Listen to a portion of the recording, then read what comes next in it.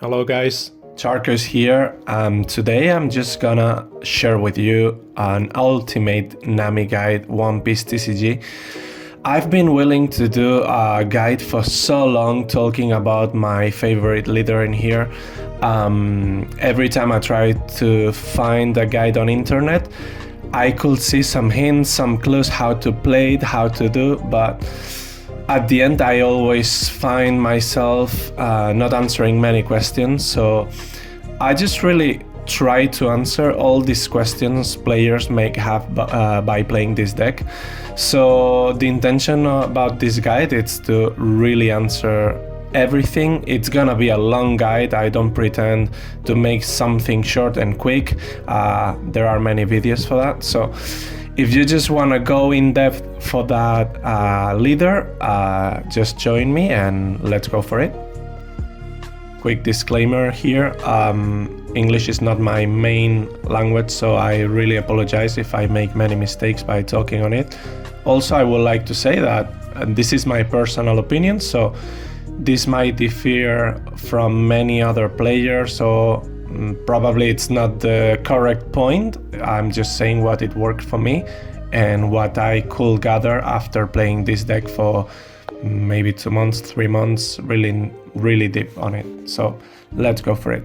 We have Nami, East Blue, 5 lives. As an additional rule, when your deck reaches 0 cards, you win the match instead of losing it. Also, by attaching 1 Dawn, when your opponent takes damage from their life through the attack of this leader, you may trash 1 card from the top of your deck, okay? So, as far as I know, it's the only leader in this game that has a different win condition, and we are just gonna work around it and try to win our game by milling our 40 cards instead of hitting their lives and killing them. Talk about the pros of this leader. Basically, we have our own style, as I said before. The extra win condition we have makes this deck quite special and really different to the other decks. Meanwhile, all of them are building their decks around defending, attacking, building blockers, countering dons for counter, many events for any other things. We don't really care that much about if we are gonna get lethal in 1 turn or not. Well, I will explain later better this thing, but the fact that we are just trying to mill our deck can kind of avoid many other threats or leaders that are really overpowered that other leaders will struggle. We are just passing by surviving this time enough just to mill our deck. So because of this win condition, I will say this deck is atemporal, so you can always find a spot on the current meta. I won't say it's gonna be ever like S tier, maybe it is sometime, but it will always be like a threat for many decks. So that's good, that's really good, and if people don't know how to play against it, you can always find your perfect spot to put Nami on it. So a really good thing about this deck is that you can really win anyone if you get a good management of your dons, your deck, your information, your triggers. You can really win anyone. You will really struggle against many decks, but you can also win other decks that are maybe playing slow. So as I'm saying here, wins on slow play. This deck really is doing painful things against these decks, because meanwhile they are building their slow play, building their own big bodies on board. You will be able to already be around like 10 cards left to mill, so it's really good against this stuff, you know. And as last thing, I will say that it's super funny. In the opposite part, it's really frustrating for enemies to play against Nami, because I understand it's just like playing solitaire, but for us, if you play Nami, you will find it's really hard. It's really destroying your brain in terms of making some mathematics, understanding how the other can take your lives out.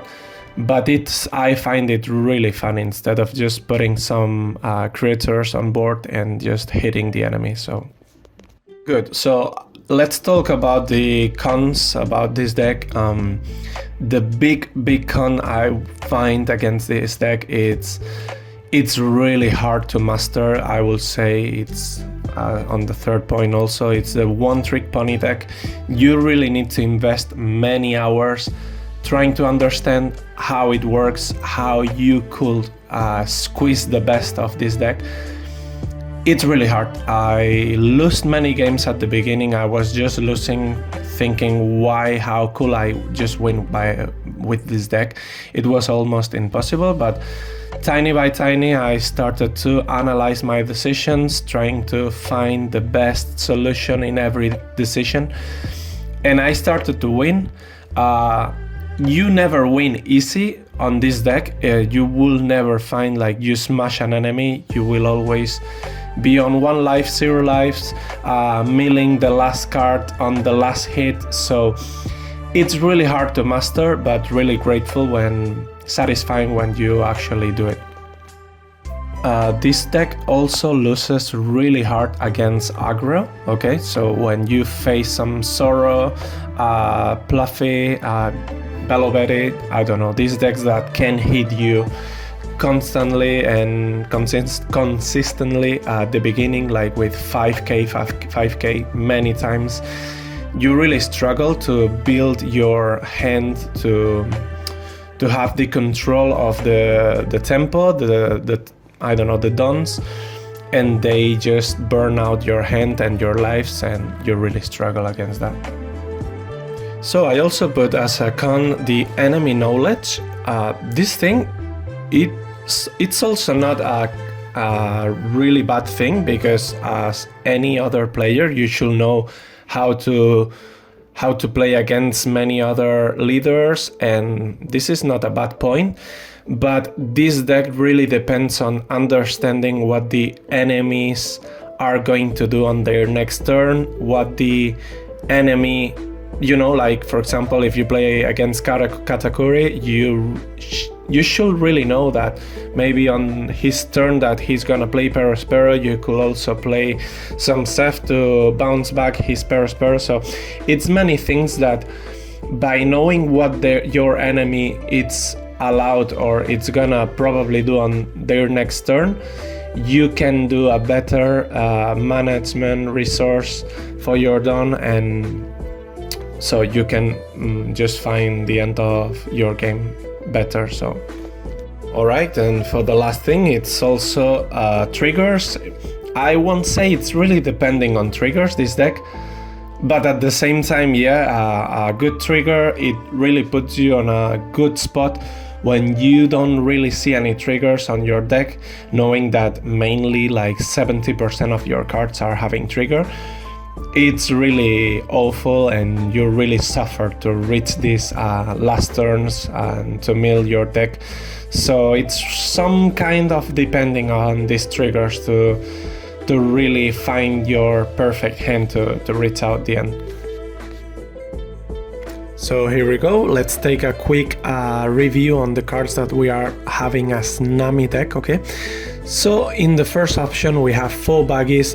For me at this moment in this OP05, it's a must card, because for 1 cost you are looking for another card. So we are probably, if we are lucky enough, normally it's like 70% chances of happening, we will be drawing 1 extra card, so we are getting closer to our win condition. Also, we are gonna send down to the bottom deck the remaining cards. That's really good, because we will have the information of which cards we are having in our deck. We will also organize these cards in order to play them in the last stage of the game. Okay. Also against Agrodecks like Sorrow, like some leaders that they are playing like low cost units, we could use Baggy like a contender just to clear their board with attacks from Baggy, from our leader, and to put some pressure on them to burn some cards. So after we have the Mr. one, okay, again it's a character that add 1 blue even card of cost 1 from your trash to your hand. It's a really good card because it's impel down, so we can find it with Buggy. It can act like a 1K to defend some shitty attacks that the people it's doing to us. And at the same time, we are gonna be able to recover one of our most important events in this deck, like Gavel, like Rubber Band, like Desert Spada. Really interesting. Let's go with Kaya. Not too much to say about Kaya. This is one of our most beloved cards in the deck. Draw 2 cards, trash 2 cards. Okay, it's a bit tricky because we are drawing 2 from our deck. That's amazing. We are kind of seeing which cards we would like to have in this moment, in this turn.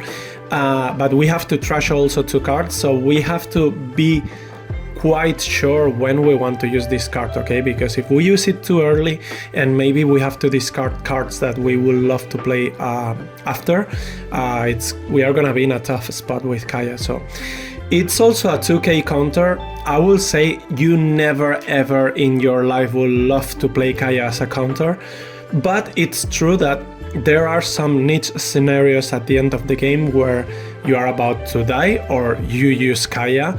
Of course, 100% you use it, but it will be nice if you practice too much to reach this point where you know Kaya is not a must to be used as a counter to just win the game, okay?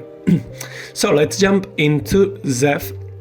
Zeph, it's a character I like a lot because the thing that you really want Zeph in here, it's basically because he's one done attack, okay? If you attach one done to him and you deal damage to your opponent's leader, so it means you have to take his life. It doesn't count if you destroy any other character on board. You have to hit enemies, okay? When you do it, you trash 7 cards. If you do this, I could say like your win condition skyrocket too much and you put yourself in a really good spot. So sometimes it's really worth to invest dons in trying to make sure that this hit is going through than just be scared and not using it. Okay, but even if this is not happening, that it's gonna not happen probably 80 or 90% of the games, for me the on-play effect, it's so good enough to play it as a card, okay? Yeah, it's really expensive, it's 4 down cost, but you bounce back 1 unit of 3. It could be a Perospero, it could be your own Kaya to protect, it could be a Buggy, it could be Hina, Apis, you can bounce back a Sorrow Rush, you can bounce back a tiny shitty blocker, you don't want to see it in there. And at the same time, you are gonna trash 2 cards, okay? So you are accelerating the win condition, so it's really good. For me, it's really good. If not, it can always be a counter 1K. So yeah, really, really good. Alright, I'm gonna jump Hina at the moment. I will talk about later, because it's always like 2 cards that are quite flexible on this deck, and in my case, I'm now just going with Hina. I really found it's really good. Well, I will talk. I'm already talking, so... in here, some people likes to play Apis, some people likes to play, let me find it, it was this guy. I also played this one. It's a 2 counter K, 2K counter, impel down. You can find it with Buggy, so you increase your chance to find this card. You can play Apis, it's also a 2K, but it has some niche scenarios on play where you can if you are really breaking your hand, you can find your Sanji's Pilaf, your Kayas, your Zephs, so it's not bad at all, okay? But the thing, well, you can also play, how it was called? Well, the starter deck, this one, the Mihawk, It's also a good one, 2k. The thing with these cards is that mainly never ever you will end up using them because they are quite costly for what they are doing. This one, if you were able to hit every turn with this effect, it will be incredible, but probably they will go to remove your card and it's really expensive for what you played. So why I'm playing Hina, it's because I found myself that it doesn't matter if it's 1k counter or 2k counter. At the end of the day, people who knows how to attack you, they will be attacking you for 5k, 7k, 9k. So it doesn't really matter if it's 1k, 2k. You just need the extra k to make the difference from the attack, you know, from your 2 counter event and plus 1k and stuff like this. So for me, Hina, it's so good because first, it's a tiny Sanji's Pilaf effect on it, so it's quite easy to play with the on-play effect. If you have 5 or less cards in your hand, this could happen at the beginning. You have to draw 1 card, and that's really good. You are getting 1 card by free. I'm not sure that any other card is doing this at the moment for just on-play. And also you are establishing a character on board that can put some pressure against other characters that are not really high on power. Also, if yourself you are not having nothing, or you didn't play your Kaya, you didn't play anything, you can always bounce back your Hina, and it could be useful as a 1k counter, you know. So I don't know, I found myself it's that kind of card that you will never use, but with Hina, I'm using it more than I thought, and I just feel it incredible because these last 2 cards were always like 2k counter, 2k counter, and this one, it's adapting more to the style of Nami, so I really like it. So let's jump into the events of this deck. Let's talk about the ones that at this moment, you should never be removing. You have the Desert Spada. Why we don't want to remove this one? The trigger, it's just incredible. Draw 2 cards. Trash 1, okay, but we are drawing 2 cards. It's what we want. We want to draw cards a lot till we mill these 40 cards in our deck. Also, the counter, it's pretty good for us. For just 1 Dawn, we can just organize and take a look on our top deck cards and put them on the top or the bottom back in any order. It's really good for organizing what we want to draw. It's really good if we want to combo with a rubber band, with a gavel, with anything, or just to prepare the end of the game when we send these 3 cards to the bottom. Yeah. Okay, so let's talk about the Impel Down All-Stars. This card, some people that they are not really aware what Nami is doing might be like, why the fuck you playing this card in here? Okay, it makes sense. The main active thing from this card, it's useless for us, okay? It's if you trash 2 cards, if your leader is Impel Down, draw 2 cards. That will be amazing if Nami was Impel Down. That's not the case. So this card has, I will say, four uses, okay? The first one, the most important trigger, draw 2 cards. It's where you want it, it's how you want it. Shiny as fuck, you want this card to appear on your trigger and give you 2 free cards. If that's not happening, another thing you can, why it could be useful, it's Impel Down. So anytime you are using Baggy, even if it's not worth to take this card for anything, it could draw this card from Baggy and you are milling 1 more card from your deck, so that's really good. The third thing is that this card, it's useful because you have many cards in your deck that forces you to mill 1 of your cards. So sorry, to discard, to trash, like Gabble, you know, like Kaya. So this card, it's the card you will never hesitate to just throw it out of your hand. So quite easy to know what do you want to do with that, you know. And I will say the 4th use thing you could do with this card, it's really niche. I just use it once in all my life, but well, you may trash 2 cards from your hand. You can do this. You can every time do this. Imagine you have a Deadwing that you want to use to draw these last 2 cards. Imagine you want to use your Hina. Imagine you want to use your Love Beam.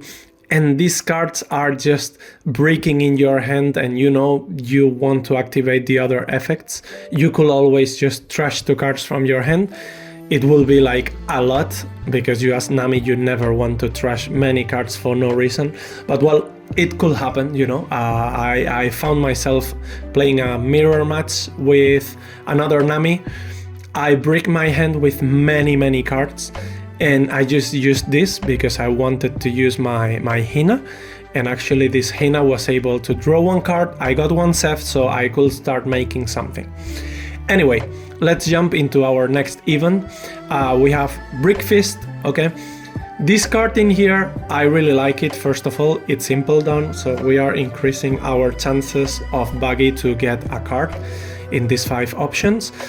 And the trigger, it's quite nice. It's doing the same thing as it's doing the main effect.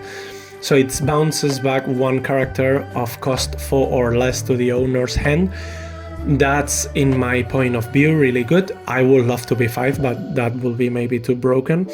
But you can actually bounce back many blockers. You can bounce back Kayas to your hand to keep doing your game. So it's really good. This card I prefer much more compared with this other one, Overhit, because both of them are quite compared. Because first of all, this card is not impel down, so you cannot find it. And second, this card, yeah, the trigger is same as a Brick Fist, but the counter, okay, it protects you from an attack of 4k, but you bounce back a unit of 3k to the owner's hand, so it's at least at the moment 1 less cost compared with the other one. And also, it forces you always to play this card in a defensive way, okay? Meanwhile, in my point of view, Brick Fist, you can use it actively, and it opens your paths to find yourself where you want to be, because as Nami, you have many cards that are counter events, and they are playing defensively this deck.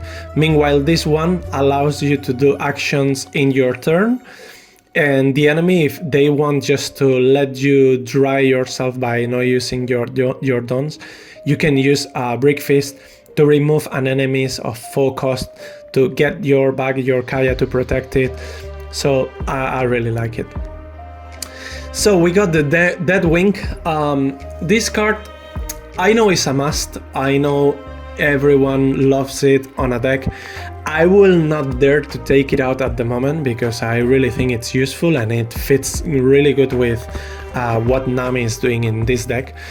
But don't ask me why. Sometimes I feel I would like to play with less of this card. Anyway, because we don't have many other options that are better than this one, we played why it's good. Impel down again. We can find it with our Buggy. It's a 6k counter, okay, power. Really good, really good. Nothing to say. And plus, a really niche thing, but it's something that you really want to use it. It's you draw cards till you have 2 in your hand, okay? So if you use it, and the moment you use it, you check your hand, you have 1 card, you can draw 1 more. You have 0 cards, you can draw 2 cards. So it's like actually like a Sanji's Pilaf effect. The only problem with this card is that it's a high cost, big protection, and to make the use of drawing 2 cards, it's quite hard because you won't see yourself in the early game or mid game having 0 cards in your hand. It will be a really bad point for you because it means that you cannot really defend yourself from other attacks. So, but still okay, because still drawing you cards, it can be a card that you can discard. It can be a card that you can organize in the bottom deck for late game plays. So not bad at all. I will just love to find an alternative to maybe reduce the amount of cards in this deck. Alright, so sorry, I forgot to talk about the trigger. The trigger, it's amazing. Nothing to say about the trigger.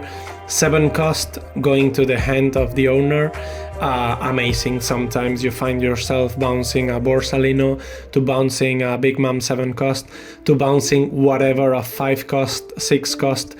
and this brings you a lot of oxygen, because for the person who played this 7 cost character, it will be hard to pay the cost again to put it back.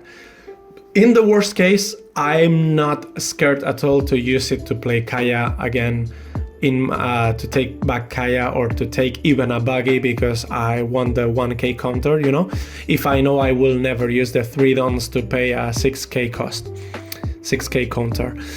Alright, so we have the rubber band. This is a must card in our deck, really good.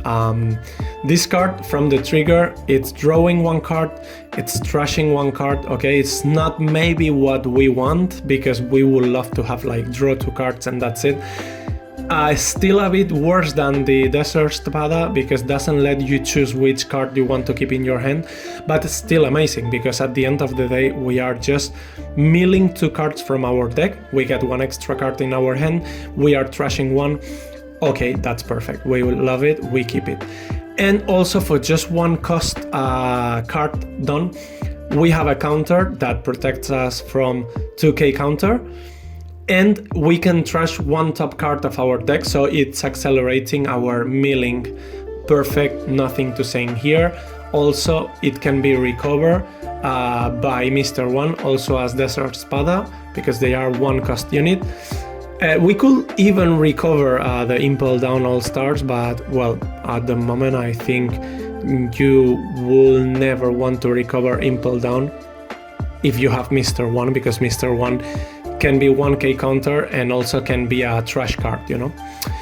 Anyway, let's go also here with a must card in our deck. It's also one of our starts card. We have Gabble, okay. This card for 1 cost, again, we can recover this one from Mr. 1. Actually, we will want to recover a lot of Gabbles from Mr. 1. The trigger, amazing, again, it's like Brick Fist, it's bouncing back a 4 cost unit. Make sure that something is on board before you start accepting some lives. But this one can recover back Akaya, can recover back whatever you have in there that it's bothering you, even an enemy's character. And but just be sure that you want to waste the trigger, because this card it's really valuable in your hand as a counter, okay? So for the counter, if you trash 1 card from your hand, so if we memorize and we remember what we said, many of these cards in the game are demanding that you trash another card, like Impel Down, like Dead Wings, whatever. This card, if you trash 1 card from your hand, it will protect you from 4k, yeah? So for 1 cost, 4k, amazing. You can play really proactive with your dons, and maybe you can leave 2 dons, 3 dons. You know you can protect yourself from 10k or big attacks from the enemy. In top of that, we can trash the top 2 cards from our deck. Just simply amazing. The only thing that this card, it's really burning and milling your cards. So if you don't know what's next on your deck, it's gonna really destroy it, and it's gonna make your hand tiny smaller. So you should start playing this card when you know that you are not gonna get dry in terms of hand wealth, and also like, you know, like you are approaching to the end of the game, and well, but it's super worth having these cards, especially at the end of the game. I like to start using them at the mid game, so if I have another Mr. 1, I can recover them, and for the end of the game I can use them, and that's it. Alright, we have Sanji's Pilaf, is a card of 3 cost. A bit expensive, but it's okay. Sometimes you have nothing to do, and having a Sanji's Pilaf on your hand makes some utility on your don. The main effect of the trigger, it's just basically amazing. You want this to appear on your trigger. Again, draw 2 cards.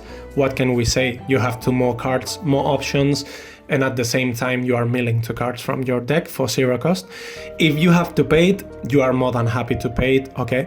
Just make it in a way that you are not suffering from paying this 3 cost don, because maybe you want to use it too early, or you are exposing too much your dons, or maybe you have two Sanji's Pilaf, you want to be greedy, you want to use both at the same turn because you want a lot of cards in your hand. It's okay, don't rush. If you have it on your hand, it will always give you these two cards, so you can just play one, play defensive, wait for the next turn, play another one, okay?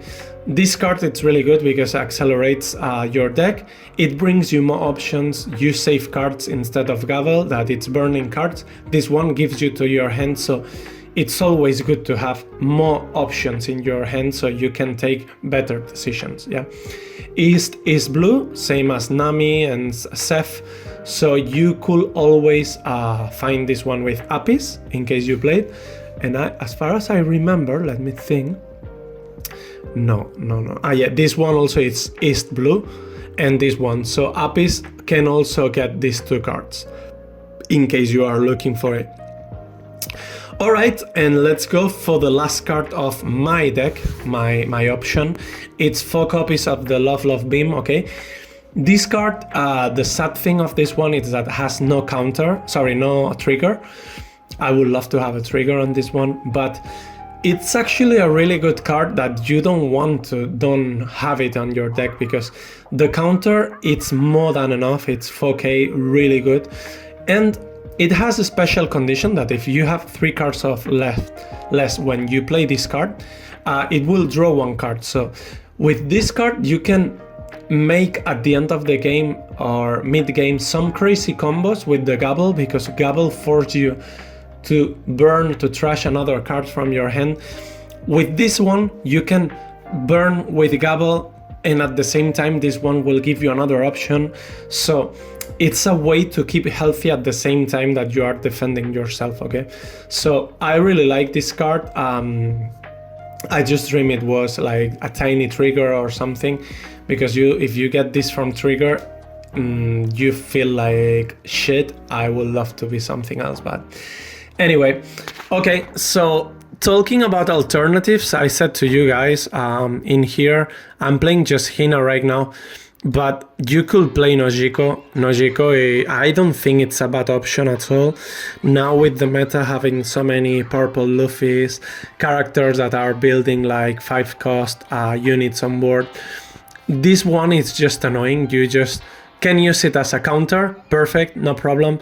If not, you are bouncing back a 5 cost unit, not bad at all. I just don't like it because I cannot find it with Impel Down. And if it's a 2 cost, it's okay, it's not expensive. But sometimes I just don't want to play this. I prefer to draw cards. I want to do what this deck is built for. It's an even deck to run out of cards on your deck. So in my case, I found Hina doing this better, okay? I really like to play this guy in here because I play more proactive with Baggy. So I really like it because you can find a card that can act like Impel Down All Stars. It's a 2k and that's it. You can always burn it. It can be just trash, but you can help your deck to mill out by finding it or increasing your chances of Baggy of finding something, okay?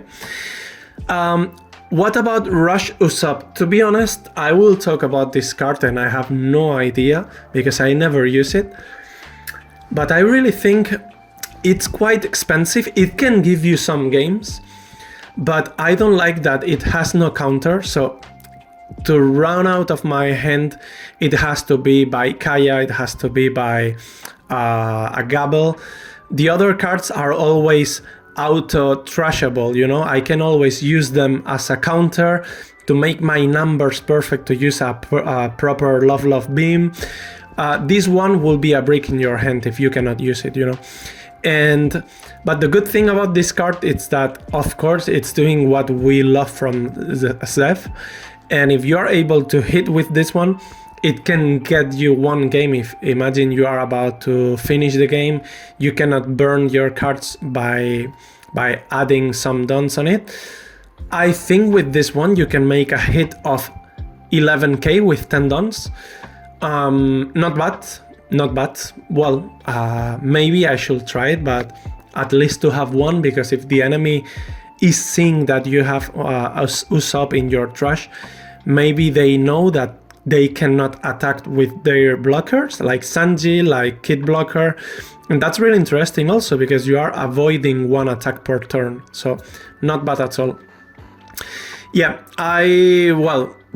these ones I never tried. Not bad, I think.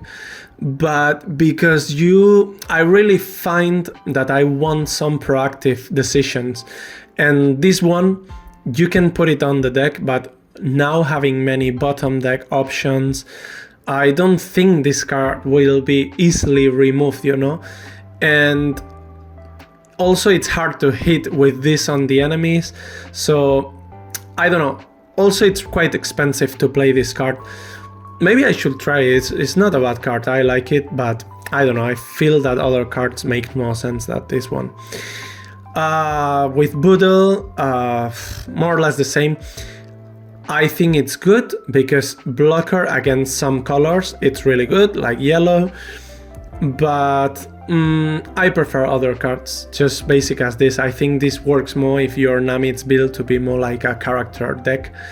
I like this one, I really like this one, but super expensive. In the worst case, you can keep it as a 1k counter, but for example, to have a 1k counter, I have this one that it's gonna draw me a card, and that's it, you know. And at the end of the day, I don't want to have a 6k unit on my board. Okay, yeah, it's not bad, but imagine that they are not turning units, so it's okay to don't have this one, you know. And that's it, probably the Mihawk we were talking about. I really also like this one, but I never find myself playing it. It will get destroyed so easy. Gum Gum Brain, it's actually one of the cards I will really like to be playing, okay? Because it's impel down, you can find it with your buggy, okay? That's really interesting. And it can save you from some scenarios, like you are going about to die. The only thing is that it forces you to trash one card from your hand. And again, you have already many cards that are doing this. And if you do this also with another card, you will burn out your hand and you will really suffer. But just for the effect of finding an impel down and maybe this card to be trashable with other cards, not bad at all. So not bad to keep this in mind. So I think that's it about the deck conclusion. So yeah, you build many cards that are having amazing triggers, are drawing cards for you, and you have some proactive impel down engine with a recovering event, with drawing cards, maybe some pressure, and that's it. Let's talk about the importance of the dawn, okay? I will say this is basically the most important thing when you play Nami. It's like the really most important thing you should keep in mind, and I see many players playing Nami that they still do many mistakes on it. Again, I'm not saying my solution, it's the best way, but I really found myself with the best results on that. So when you play Nami, people might think that the main resource is how many cards you have in hand, how many, you know, like my cards can counter, can do things, but it's about the enemy's knowledge how to play against Nami, if they are gonna destroy you quicker, slower. So what we want to do with our dons, okay? So the importance of the dawn: proactive actions, defensive actions. When we have our turn, we can do proactive actions. It means any decision that we do in our turn in terms of milling our deck out. And defensive actions, of course, it's when our opposite leader is playing against us. When they attack, by countering it, we can still do things. That's really good. Not many other decks are playing with counters, and we are built with 70% cards of this kind of things, okay? So it's a really thin line in between understanding what we want to do in every turn in terms to find the best outcome of our resources. Okay, so I explain. let's understand that if we play our turn, we have, for example, 10 dons, okay, and we play all our dons by, I don't know, putting Kaya, Brick Fist to take it back. We maybe play a Seth, we use Sanji's Pilaf, and we maybe leave one don active. For the enemies, they will understand that by just having one don active, they can hit us hard because we don't have many counters, so they can go really aggro against us and they can damage us and take many lives out. So this can be good in some points, this can be bad in some other scenarios. So if in the opposite way we leave many dons active, like imagine, I don't know, we just play one Mr. One just to take back one of our Gabble, and we leave 9 dons active. This is also some information for our enemy. They will understand that we have many resources in terms of counter, and if they attack us, probably nothing's gonna go through our life, and they will give us the advantage to keep milling our cards and to just do what we want to do with this information and these dons. So the key in here is to make in every turn the best outcome of using our dons to mill our deck. So what I want to say with this, for example, the beginning of the game, of course, we start with maybe 1 don, 2 dons, after 3, 4, 5, 6.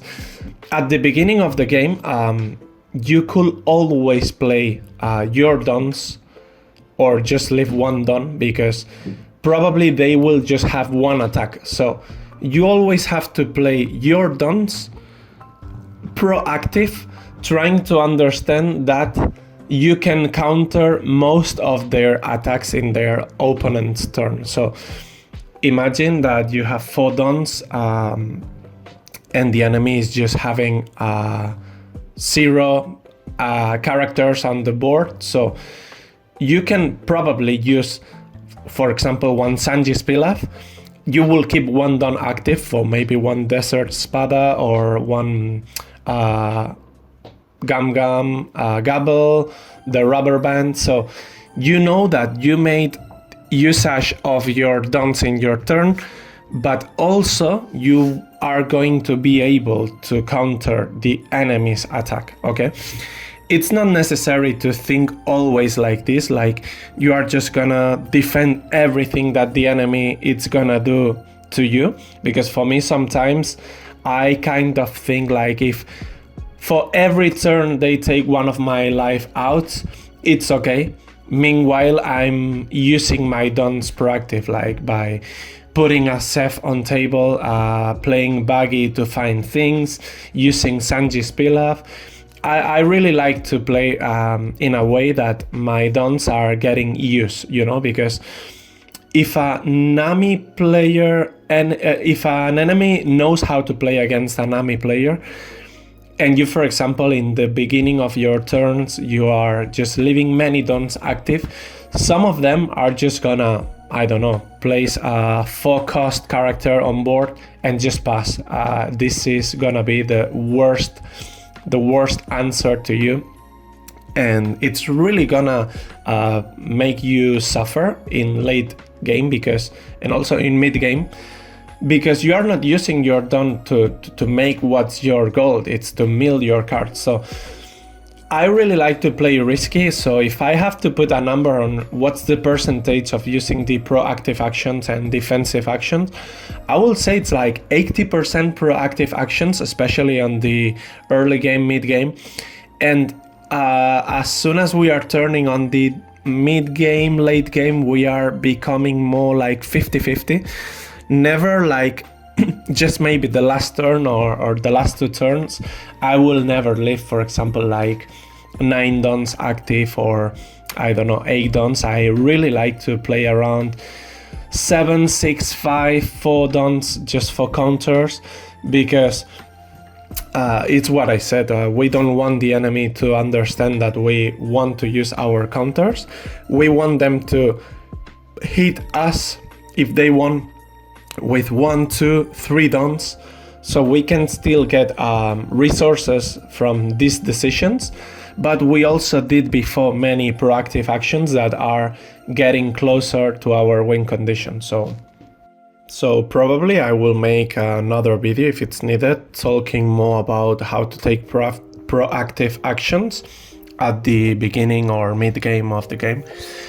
But for example, for me, just to give a quick hint about this, for me it's more interesting to play a Seth on your turn 3 when you have 5 dons or 6 dons and just keeping 1 don active, instead of just deciding not to play it and willing maybe to counter by 4 dons, maybe 2 characters on the enemy side, you know, because Seth's it's making many things for you proactive that maybe it's gonna punish you if you're not playing it and the enemies are not doing usage of your dons for defensive actions. So as a conclusion, just let's keep that in mind. I will suggest to use like 80% your proactive actions, at least at the beginning of the game, and keep your counters just to more or less defend what they are going to. For example, if they have just 1 leader, you can always accept 1 life if they are hitting strong, but more or less always keep your dons active defensively to defend everything but 1 attack to go through your life. So you don't want to take 2 lives per turn. That will be really catastrophic because it will hurt you that much to don't reach the end game. So this in mind, 80% proactive actions, 20% effective defensive actions. Okay guys, so let's talk about the card value, because in this game you have the same cards but they can affect different depending if you are on the early, mid game or the late game. So I just put here in early game many cards that you would like to find on your first started hand, because they really help you with what I said on the last point, to start your motor or your power of the deck to work through. You want to find cards like, for example, Arabas Quick Fist, because they can bounce back your Kaya. It can bounce back some maybe Sanji's blocker or many blockers for your Seth to connect with your enemies and mill these 7 lovely cards. You want to find Seth because if you play Seth at the beginning of the game, it can be a threat for some decks, especially yellow. You want to find Buggy because you can start milling some cards, also building some board against especially Agrodecks like Zora. You can counter by using Buggy as a character on board. You want to find maybe Sanji's Pilaf to increase your hand at the beginning of the game, to have more options. Also, Desert Spada, Rubber Band are amazing cards because at the beginning of the game, enemies are not gonna hit you hard. It will be just for 5k, 6k, and these cards are really helping you to organize your deck, also to defend and mill 1 card. So it's really good to find these cards in your starting hand. I will talk after about the triggers because, for example Sanji's Pilaf can be like double-edged card, because you really want to find this card in your trigger, but also you don't want to discard this card, so having it in hand, it's not bad, but you will really love to find it in your trigger. Of course you don't know how to do that, but anyway, you can find also on the middle game many cards that are helping you to go through. For example, the Gavels. It's a card that you really want to start gathering in order to get ready for the late game, to mill 2 cards with many actions. You want to find the Mr. one to recover back these Gavels, or maybe, I don't know, if you really struggle or you have many Gavels, you can get back a Rubber Band. Or if you really don't know where your Sanji's Pilaf or Kayas are, you can get back a Desert Spada to organize and to find how to save these cards that you don't want to burn at all. Also, the Love Beam, it's a card that you can start to save for the last state of the game, or you can use it because maybe your hand is not big, and it's a really good card to keep drawing one card and playing this game, you know. And for the last state of the game, the late game, you really want to know that some cards are really more important than others. For example, a Desert Spada, it's doing almost nothing on the late game, by my opinion. So yeah, you really want to find your Kayas because it can burn for 1 don 2 cards on your deck. You want to find the Dead Wings because it can close up your game in a really magic way, countering big attacks. You want to find and to have your Gavels. So, for example, Zeph Zeph could work because you can also burn and mill your cards, but it could just be 1k counter. For example, Brick Fist also can have some usage on these last states, but it could be also a card that you can discard easily. So many cards at the end of the game are just something to trash, are just something that you don't want to really use, and some other cards are really valuable at the end of the game. So I would like to add also that, for example, Buggy, it's really good at the beginning of the game. By what I said, you can organize your last 4 cards, last 5 cards on your deck in order to know what you want to draw. But for example, when it gets the late game, for me it just becomes a 1k counter or a card you want to use complementary with your Gavel or other cards that are burning this, you know. So you just have to keep in mind that a card can be different depending on which state of the game you are playing. Here we go, we are on the starting the game. Okay, so let's talk about the dice condition, the dice roll against many leaders. For this, I will say I'm not really sure about what's the best decision against many other decks, but I will say that if you are not sure about what to do, always go second, because for you going second, you have a statement that you draw 1 card, and drawing a card for you, it's card advantage, it's milling your deck, it gets you closer to your win condition. So if you don't know what to do, just go second, okay? But just talking about more general against other decks, we have in here Katakuri. You always want to go second, mainly because Katakuri wants to reach his Big Mom turn on turn 5 by having 10 dons. It's a not tough, it's actually one of your best pairings. You would like to play against Katakuri, but Big Mom can be a really hard controversial deck to play against because it's quite tricky the way you have to play against it. I will talk about it later, but well, by going second, you destroy his curve, you will have an extra turn to reach this Big Mom turn, and also you are feeling great against that. So you can build your Seth correctly, everything okay, so you go second. For Sakazuki, I put second in here because for him it's also natural to go second, okay? But that's why I put but in here. I'm not sure if I will be also happy by going first, you know, because if you go second, you destroy his brand new.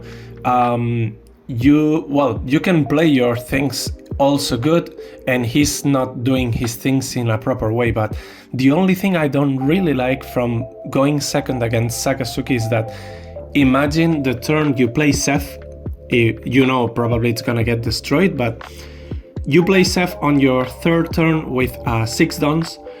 The next turn he's gonna be 7, so for him it's so easy to just hit you with the leader for 5k, and if he has Borsalino, it's gonna destroy him instantly, bottom decking you 1 card thing that destroys you, and also putting a big character on the board that it's also a thing you don't want to get.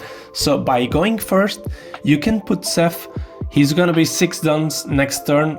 Probably he's gonna be able to remove it or place some blockers on board, but it's not gonna be that clean, you know, that way of placing his Borsalino. So I'm not sure about this. So if I had to decide, probably I will still go second.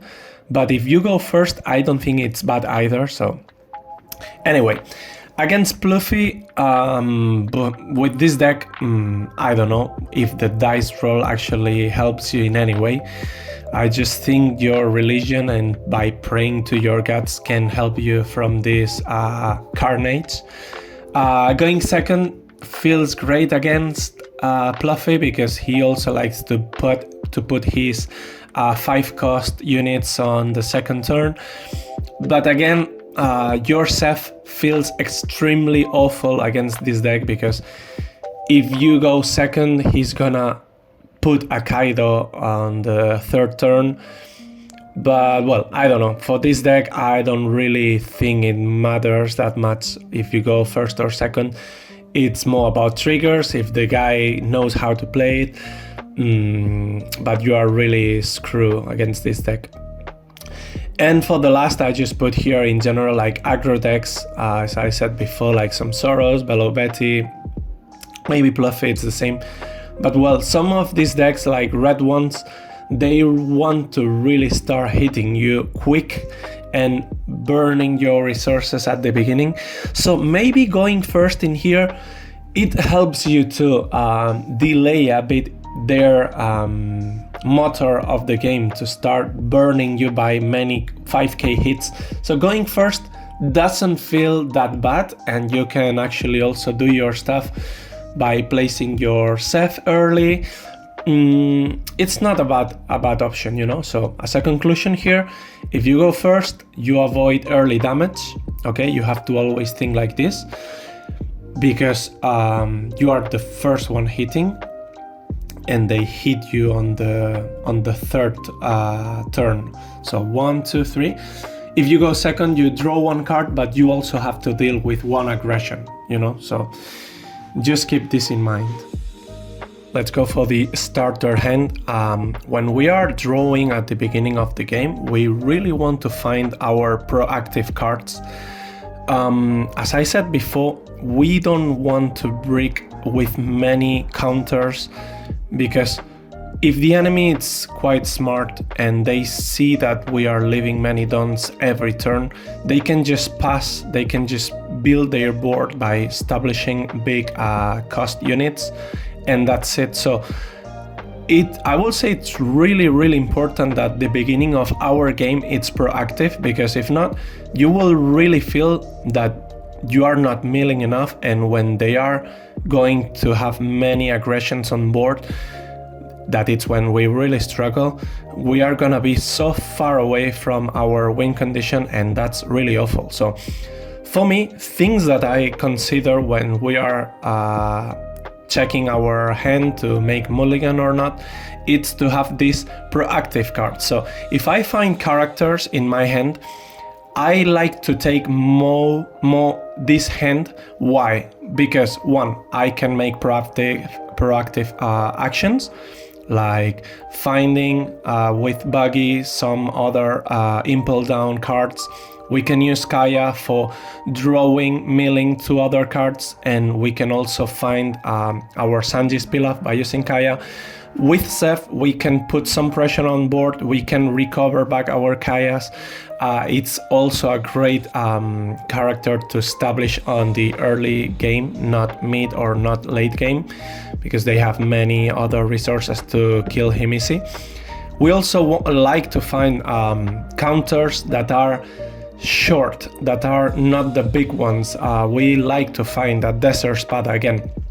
For me, it's really important that the beginning of the game allows us to keep playing our game in a proactive way, okay? If we find the Desert Spada, we can organize our deck. We really need to find these Sanji's Pilaf that are stuck in our deck. Sorry guys, we really need to find our Kajas, not to be trashed by mistake. So we will try to find these cards that are helping out to don't make these mistakes, okay? Also, I really like to find characters units on my first hand, not just for playing them, also because it means that we are reducing the chance of finding them in our trigger, okay? What we want to find in our lives, it's plenty of triggers. I will talk in the next point about this, but by having this card in your hand, it means it will never be in your trigger, this card, this same card. So it's some kind of playing with the information we have in our hand and trying to make the most profitable in terms of your hand and also the possible triggers we will have in there. So if we see Impel Down All Stars in our starting hand, what could this mean? This basically means that this card, even if you say, oh, okay, I got it, I can trash it easily, you are making by show that one of these 4 cards, it won't be in your triggers. And this card, you really want to find it in your trigger, so you must consider to mulligan just to increase the chance to put it back on your triggers. With Sanji's Pilaf, I will say it's quite like 50-50 feeling, because it's the same as I said with Impel Down. You really want to find it on your triggers. You don't want to pay the cost of 3 downs to get it on your turn. But on the same way, it's not bad to have it on early state of the game, because by drawing 2 cards, you have more card advantage, you can take better decisions, you can maybe save a Kaya, you can maybe save another Sanji's Pilaf. So if we counter really at the beginning of the game by trashing cards, you can trash maybe by mistake a Kaya, a Seth, a Sanji's Pilaf, and you will also burn your hand, and it will mean that you won't find your proactive cards that makes your deck to really run and work through. So you have to consider, if you want to have a Sanji's Pilaf at the beginning, comparing with the other cards you got also in your hand. Also, I put here Love Beam because you really need to know if, for example, you are playing against a really aggro deck or maybe Sakazuki, and you don't want to put maybe your Baggies, your Kayas at the beginning. Maybe keeping a Love Beam, it's a good option because you can defend the first turns and you can draw by using Love Beam at the beginning. Also, this card has no trigger. By taking it on your hand, you reduce the chance to don't have it on your trigger, so that's also a good thing. This is what I do, you know, guys, when I try to build my starting hand. Proactive cards to let my motor, my engine to don't get dry. I want to don't take many good cards with trigger on my hand, so I increase the chance to have it on my trigger. And I want cards that allows me to find the cards that are important to get a profitable and a healthy hand, you know, like Sanji's, like Kaya's, like things that are observing, like Desert Spada, observing the next action, so you can kind of start playing with information in here. And for the last thing, we are gonna take a look here on the triggers. Nami really relies on many triggers that are really going to help us through the game. And I just put here in the 4 top triggers, one of the best triggers you will love to find on your life. With the first one, the Impel Down All Stars, if you see this, you are really just happy because it will draw 2 cards raw on your hand. This card has tiny values in your hand when you get it like normal. I will explain after what this kind of card can do in your hand, but the best income it will be always to find it on the trigger, because 2 cards, it means more options in your hand, it means 2 less cards to mill from your deck. Amazing. Also, Sanji's Pilaf, we can use it, so it's like an Impel Down, but we can use it on our proactive turn. But if you find it on your trigger, it's also amazing. Draw 2 cards, 2 cards less to draw. Amazing. Okay, guys. Desert Spada, I will say, is still really good. It's really amazing. It's just You draw 2 cards, and then you have to discard 1 card from your hand.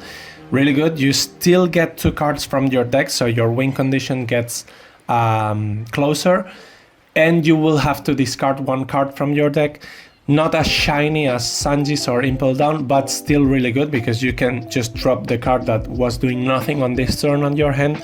So you always, when you see this trigger, never ever, well, at least I never did it, just to consider to keep this card in hand instead of activating the trigger.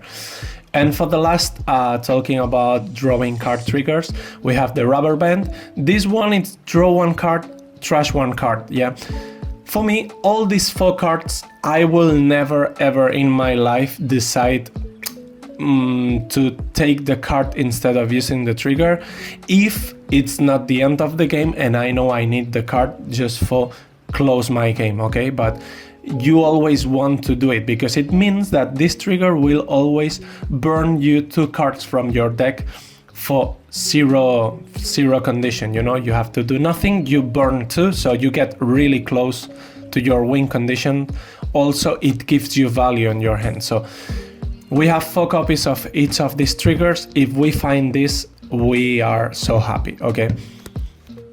Alright, and for the other 3 triggers we can find in a normal standard deck for Nami, we can find a Brick Fist, okay? This trigger, it's cool, but it depends so much on the state of the game. It's bouncing back a unit of cost 4 or less to the owner's hand. This can be many things. It can be if you think your enemy is going through many aggression. For example, depending how is the state of the game, I really like to accept, even if I have counters and I know the enemy is gonna attack me many times. Sometimes I just accept to take the first life without countering because I know this can be on my life. I know like Gabble, Deadwind can be on my life, and this can turn out this turn so good for you because you can just bounce back another character to their hand, so you avoid 1 extra attack on you. This card can also bounce you back Kaya's, or you can just keep it in your hand because you think you will surprise more if you keep it on your hand. So your Seth is on board, Sanji's enemy blocker, it's in there, he doesn't know, let's play next turn, you bounce it back to his hand and you can go through with a full attack with Seth. So, or you maybe just want it on your hand because you want to use a Gabble more appropriate and you just need a card to burn out. So I don't know, it depends on the situation, but it's a really good trigger also. One thing to have in consideration, I really don't like to take early lives if the enemy has no characters on board, okay? Basically because of this situation. Imagine that you have a Brick Fist on life and the enemy has nothing on board. Okay, if you have Kaya, it's amazing, you can take it out back to your hand, but your chances are just little compared if you just defend at the beginning and when he has something on board you can just play around it. So Gabble works a bit like same as Brick Fist. You can bounce back a unit of 4. I usually do it with the same conditions as I said with Brick Fist, but it's a card I really don't like that much to burn it, like for using the trigger. It's really depending on the state of the game, how it is. If you have maybe Mr. 1 in your hand, you can recover it easy after. But if you really struggle to find your Gabbles, if you really want to go through like defending at the end of the game with Gabble, I will keep it instead of using it. But again, it depends. And for the last thing, the Deadwing, it bounced back a unit of 7 cost to the owner's hand. This card, it's really good if you find it and you get the proper unit to go back to their hand, because bouncing back a unit of 7 cost, for me it's so nice. It's super nice because it's, I don't know, a Borsalino, it can be a Big Mom of 7 cost. but also it can be a unit for 5, 4, or even a Kaya if you need it, because for me that Wink, it's a card, I will talk about it later. You want to have it at the end of your game, but at the beginning with 4 copies on your deck. For me it's so easy to use it for discard, for milling, or for trigger, you know. I will not hesitate that much if I had to use it just to bounce back my Kaya. So, well, let's see the other points. Yeah, so we have the when to take a life. It's more or less related with what I've been said before, but basically it's something I would like you guys, if you're playing Nami, it's something really important to keep in your mind, that it's a big decision when you want to take a life. We have 5 lives, we have many triggers, and depending when we take this trigger, this life, it will affect us in terms of finding our late game and how to win the game. So some points to consider in here is the board state. Okay, again, as I said before, if we find we have many characters on board, maybe by taking a life early, it means maybe we can bounce back some of our enemies' characters. Also, we can just bounce back our Kayas, our buggies if it's necessary.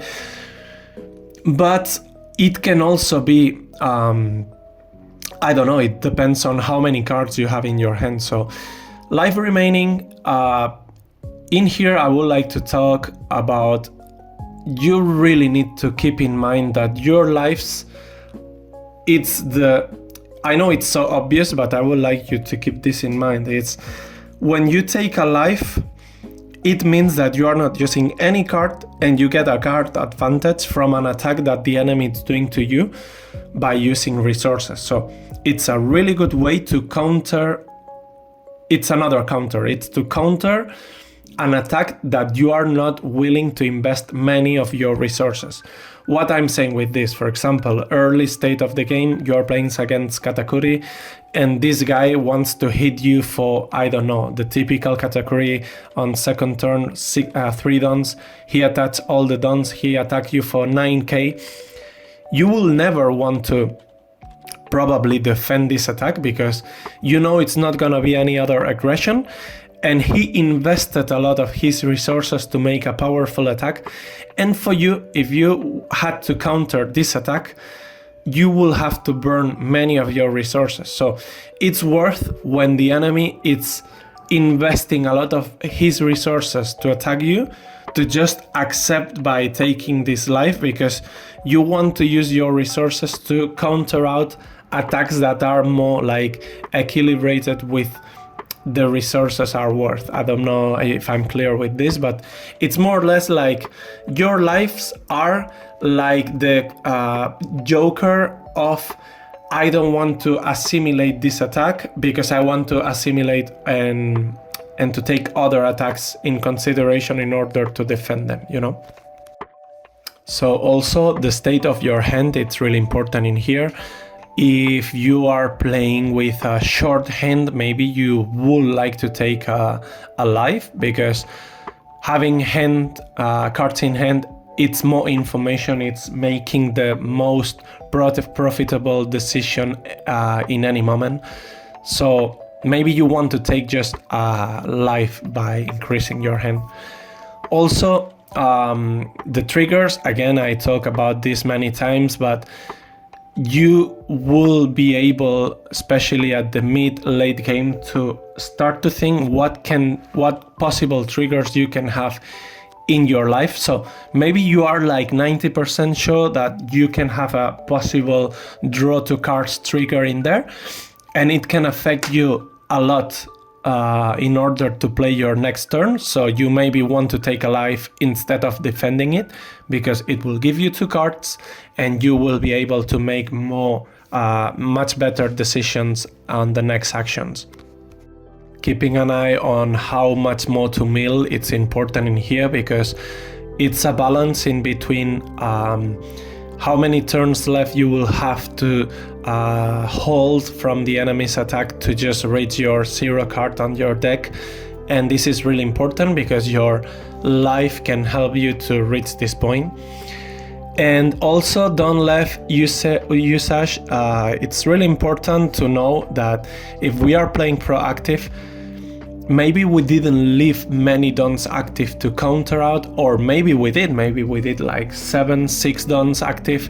Maybe in this turn we don't want to let the enemy to take any of our life. So it's important to know that depending on how defensive or proactive we want to play, we allow the enemy to take our life, or just we go through our game plan of defending everything and keep our life for the next turn, you know. For the last thing, I would like to talk here about the first attack or last. This is something I will really like you guys to keep in mind, that when you are reaching the late state of the game and you really are getting close to mill your last cards, you have to consider when the enemy is gonna be able to make your lethal turn, because they will know by sure that if they give you an extra turn, probably you will be able to just win the game by burning all your cards. So they will probably find a turn when they go with everything to just kill you, and you can just advance this by maybe accepting your life, even if it was not necessary, because you want to take this card in your hand, have 0 lives, but you have many cards in your hand, so your next turn you can just win the game, or you can just prepare your defense with all the information you needed in your hand, because sometimes having a card in your life, even if it's stopping one attack, doesn't mean that will give you the best use of your cards. For example, imagine you have a Brick Fist by show on your last card. Maybe you want this Brick Fist to be in your hand, to use it with your Kaya to reach this last 5 cards, and because you know maybe you have a Kaya in the bottom deck. I don't know, just keep in mind that you don't need to win the game with 1 life or 2 lives. You don't need to defend your lives. You want just to mill your deck to win the game. So using these cards in your life, it's also a source of information, a source of winning your game. Okay, I would like just to talk really quick about what it's having a big or small hand in your game, because it can affect your playstyle. So if you have a big hand, and I really prefer this one, it means as a good things that you can accept early lives. I mean, by taking these early lives, you will increase your hand.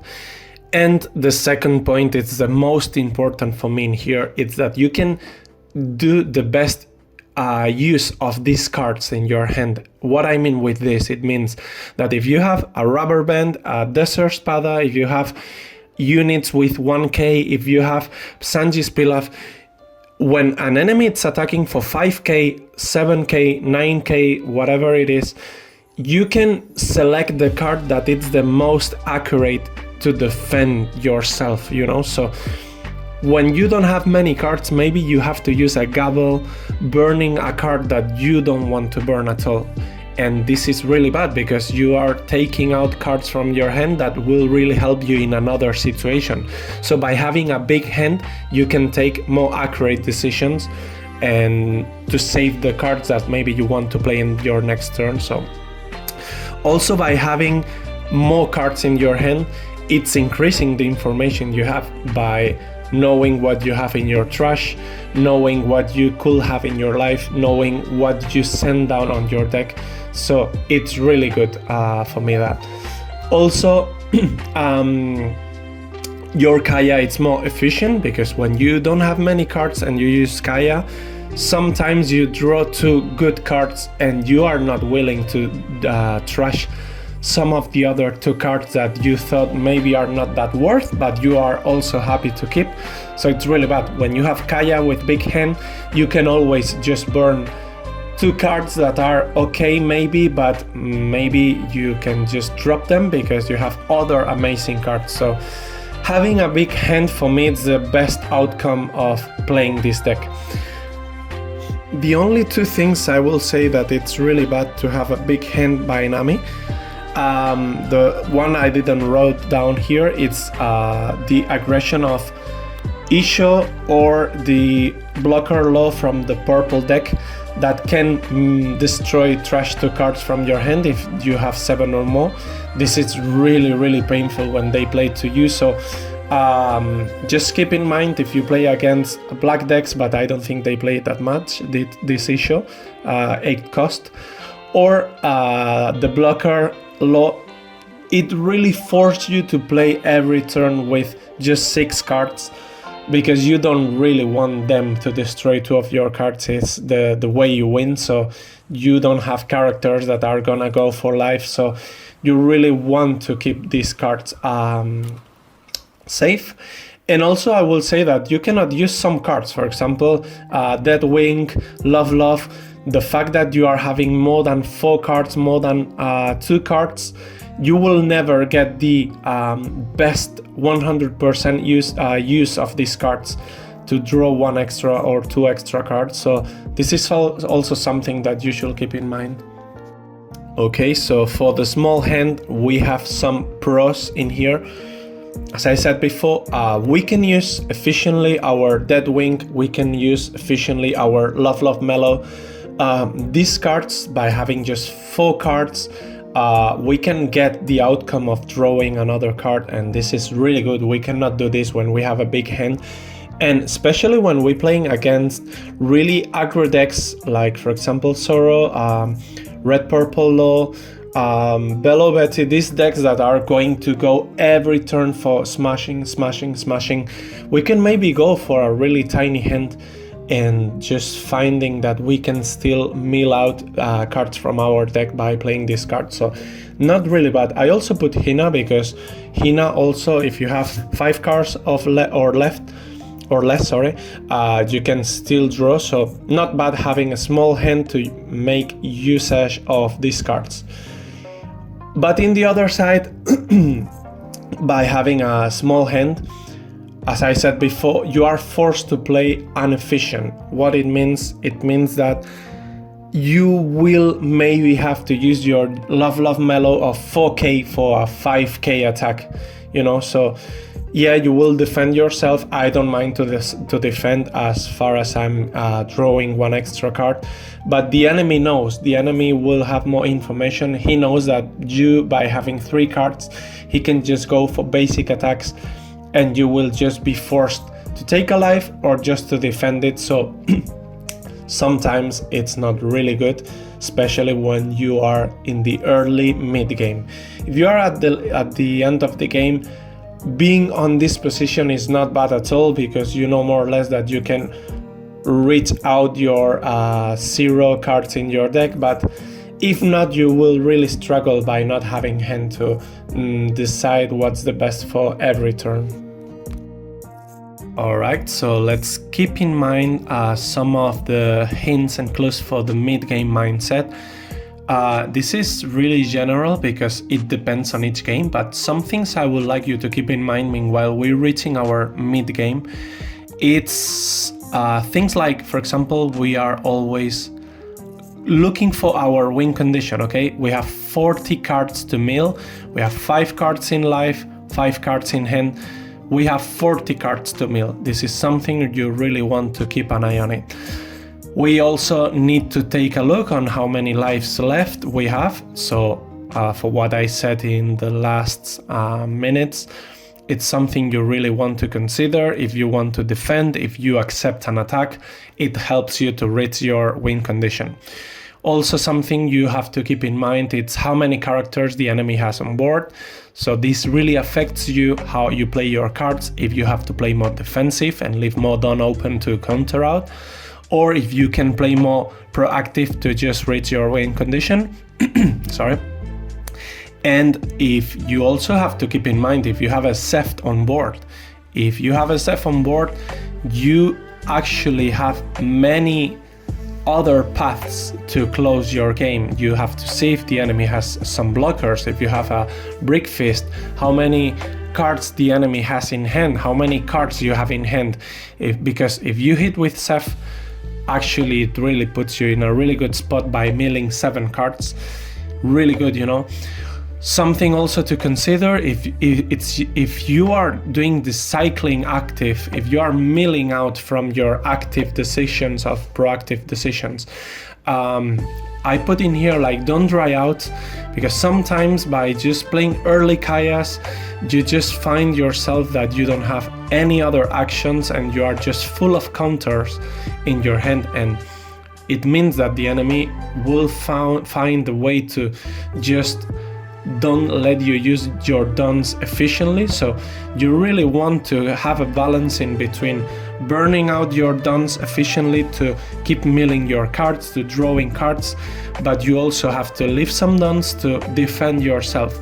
And this is important in the mid game with all the situations and conditions I was talking just about. Okay guys, let's go deep into the late game mindset, okay? So, for the late game, we have many things to consider, how to close the game. We have to take a look on many things that are information for us. The good thing about Nami deck is that we really go through to all the cards we have in our deck in order to win. So, this is why it's hard, this deck, because you have to keep in mind many factors, many things, many informations from your cards.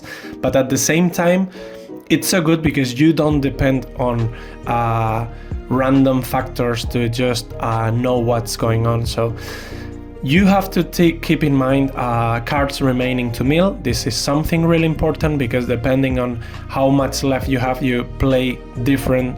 You can play more proactive, you can play more defensive, but it's something really important because once, I will say, we reach our spot of having just 10 cards left, we are really close to win our game. So we just really need to know how to close out this. By taking a look on our trash, we found much knowledge from that. By knowing that we have 4 copies mainly from each card, we can know what we have, you know, we can know that if we have all our gavels on the trash, if we have any other Sanji's Pilaf to draw, okay, so we can know what we could find in the next drawings in our deck. By this, we also can know what we have in our trigger, probably, because imagine you use a Desert Spada, we send down to our bottom deck 3 cards, we use 2 buggies or 1 buggy, we use like 4 cards down to the bottom deck. We know what cards we send down there, if we remember, okay? So in some points, if we have maybe just 15 cards, 10 cards, we already know what we will find. We can know what we have on trigger in our lives. So really good, okay? And in here, I will say just to keep in mind, preparing for the lethal turn, it's really important. The enemy will know that we are reaching our goal and they will want to go with a big attacks, tiny attacks, but they will want not you to reach this milling condition. So it's important to know that maybe we want to take a life before this is going on, to just mill our deck, or we want this life to survive because in the next turn we need 100% one of this life to go through, because we know it's a trigger with 2 cards, or we maybe know, for example, he has a Big Mom on table or a Kaido, and it's gonna be a free attack of a lot of damage, and we cannot tolerate to counter out that much. So we have our life to counter out this attack, and we can concentrate and focus our energies and dons to counter out attacks where he's investing dons actually. In here I just put few information that it's obvious, but sometimes you don't think about it, and you could be hesitating if one decision is better than another one. So for example, I put some combos that are helping you to reach out this win condition at the end. We could use 1 Kaya for 1 don, using Brick Fist to bounce it back to our hand for 2 dons and play it back for 1 don. So it means that for 4 dons we are milling 4 cards in our deck. Sometimes we can think also about using the combo of Kaya, Seth, Kaya. It's 7 done, but we are milling 6 cards. Okay, just imagine we do also again like Kaya, Brick Fist, Kaya, Brick Fist, Kaya. It will be 7 done, 6 cards to mill, so it's actually the same amount of energy about dons and the milling cards that we are doing in our deck. For the late game, we also like to recover our gabbles, because our gabbles for just 1 don are milling 2 cards in a defensive way. So I will say that the god cards in our late game will always be to get our Kayas back, to get our gabbles, because just for 1 energy, for 1 don, you can burn 2 cards from your deck. So you can really easily mill out your 10 cards, your 15 cards by just playing these cards, okay? Also to have in consideration, Love Mellow, really good to just defend yourself, draw 1 card, Gabble, really good combos. You can really do good combos with these 3 cards with Deadwing, also a character. Imagine you are, for example, using Love, you get another card because you only have 4 cards in hand. Imagine you have these 4 cards, okay? So you use the Love, you get another one, you defend it for 4k, you are using Gavel with the card that you draw from Love, it gives you another 4k, you defend, or maybe you need 1 more k with Baggy, and at the end you are just keeping out your Deadwing for 5k on 3 cost, and it's gonna also draw you 2 cards. So for 6 down you are milling 5 cards and you are defending, so it's really good. These cards you can really outplay with amazing combos at the end and are helping you out to reach your win condition. I will have to say also that the characters that are 1k counter, are really good for the last hits. When people are willing, if they are good, they will want you to hit you for 5, 7, 9, 11. So keeping a Baggy, keeping a Mr. One, a Seth, Hina, Apis, these cards are really good to just make the numbers perfect to just reach this counter and just protect your life. So something that you should really keep in mind, these combinations and how to reach out to mill these last cards of your deck. Sometimes when I've been looking for guides about Nami on internet, I really struggle to find what's the discarding priority, because we have many cards in our deck that are forcing us to trash cards, like Kaya, like Gavel, like we get Desert Spada from our life and we are forced to trash 1 card. So I've been wondering which cards are the best to trash when this is coming through, you know? Again, this depends really on the state of the game, if it's early game, mid game, late game, but by sure some cards are having more value every time or just sometimes in the game. So let's talk about, like, for example, we are using Kaya or Gavel. I will say like Impel Down, it's your all-star card to mill in this situation, because it's the best card you can use, because it has 0 value in your hand. If it's not for the trigger, you just always want to trash this card, okay? It's perfect for a combination with Gabble. It's perfect to use Kaya and just throw it from your hand. You never want this card in your hand, just for use it for these conditions. Deadwing, it's a card I'm happy to trash also, because it's a card I will like to find in my late game for these combinations I talked before, like defending yourself. But if not, it's a really high cost that you won't use that much, so you are happy to use Kaya to throw a Deadwing, knowing that late on the game you will find another one. Also with Gabble, for me it's good combination. It's true that sometimes you can just defend yourself with an by an attack with a dead wing, 3 dons, and nothing's happening because you have more cards. But this is quite niche, and I don't find myself using dead wing that much in the early mid game. So I'm happy to discard this card. Also, Desert Spada, it's a card that I really like to use a lot at the beginning of the game. But once we reach the mid game, late game, it's a card, it's not helping us to burn our deck out of cards. So I'm happy to just trash it because I don't need to organize anymore my deck. I found my Sanjit Pilaf, I have a healthy hand, I have some Kayas to run out to just mill my deck. So Desert Spada, it's a card I'm happy to just throw out.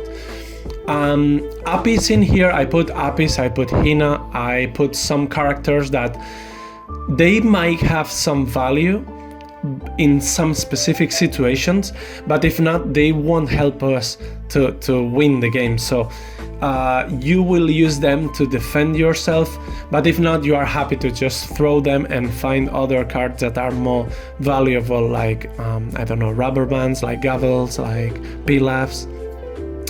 So with Brick Fist, again, it's a really situational card. For me, Brick Fist, it really depends on the moment, but I'm also really happy to throw it if I think myself it's never gonna connect. If I think I don't have the need to bounce back any Kayas and I just need to, I find more value on defending myself with Gabel. So it's a card I'm happy to just drop it. Baggy the same, after the early game it becomes just a 1k counter. Also I like to play one Baggy per game, like I want to play one because I like, not just for drawing one card, but to knowing that I organized my bottom deck and I know what's going on the last turns. But after this, Baggy, it's something you can just use for discarding or just to play as a counter, so I'm happy to throw it. Then we are reaching some point where I'm not that happy to throw these cards, but sometimes you are forced because you don't have many other options. And Rubber Band, it's a good card to defend yourself, but for example, I like to do the combination of Gabel into a Rubber Band, or I don't know, I would like to keep other cards like Sanji's Pilaf, like a Love Beam, like a Dead Wing on late game instead of having this Rubber Band. So this is quite generic at this point. You don't really know what you want to do with your cards, and it depends on what hand you have at this moment. But just to let you know, more or less like an average organization of what discarding priority you should have in your mind. So you have Mr. One. You don't really want to discard Mr. One, not on the middle game. You can do on the early game, but on the middle game, late game, you want to recover your Gabels to reach your last card. So I'm not really happy to discard Mr. One at the beginning. And yeah, Love Beam, for me it feels really punishing when you discard a Love Beam at the mid-late game. I will be happy to do it at the early game if I know my hand it's gonna be big, but I will never do it on the middle-late game because, well, I do it sometimes, but it's because I know I have other cards that will help me out to reach this late game. And for the last, I put here the Sanji's Pilaf. I did actually discarded my Sanji's Pilaf sometimes, but I did when I knew that probably maybe a Dead Wing will give me these 2 cards in a counter situation, and maybe I will never use this Sanji's Pilaf because yeah, I will draw 2 cards, but I'm in a spot where I cannot pay the 3 dons to draw 2 cards. So Sanji's Pilaf just becomes a impel down card and you just drop it. You don't need it anymore. You are just winning by other factors in the game.